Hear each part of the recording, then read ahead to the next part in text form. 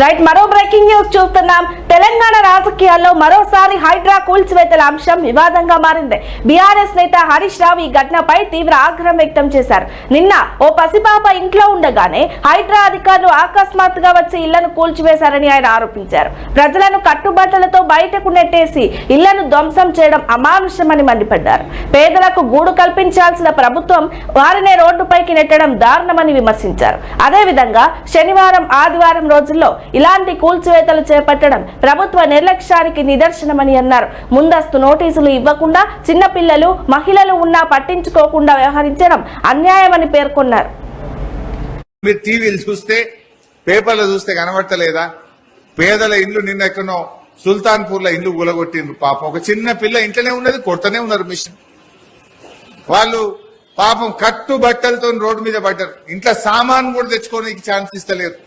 ఇంట్లో ఉన్న కుర్చీలు, గ్యాస్ స్టవ్, సిలిండర్ అట్లనే పెట్టి కూలగొడుతున్నారు. ఇంత దుర్మార్గం ఆ శనివారం ఆదివారం చూసి కూలగొడతారా? హైడ్రా అంటే పేదల బతుకులు కూల్చడానికి పెట్టినవా రేవంత్ రెడ్డి? హైడ్రా అంటే పేదల బతుకులు కాపాడుతావా, పేదల బతుకులు కూల్చుతావా? గవర్నమెంట్ అంటే ఇంత గూడు చూపియాలి. గవర్నమెంట్ అంటే బుక్కడి బువ్వ పెట్టాలి, నీడనియాలి. కానీ రేవంత్ రెడ్డి ఉన్న నీడ కూలగొడుతుండు, ఉన్న గూడు కూలగొడుతున్నాడు. పేదల బతుకులు ఆగం చేసే విధంగా ఇవాళ కాంగ్రెస్ ప్రభుత్వం పనిచేస్తా ఉంది. దీన్ని మనం అర్థం చేసుకోవాలి. మీరు టీవీలు చూస్తే పేపర్లు చూస్తే కనబడతలేదా? పేదల ఇల్లు నిన్న ఎక్కడో సుల్తాన్పూర్ లో ఇల్లు కూలగొట్టిండ్రు. పాపం ఒక చిన్న పిల్ల ఇంట్లోనే ఉన్నది, కొడుతూనే ఉన్నారు మిషన్. వాళ్ళు పాపం కట్టు బట్టలతో రోడ్డు మీద పడ్డారు. ఇంట్లో సామాన్ కూడా తెచ్చుకోవడానికి ఛాన్స్ ఇస్తలేరు.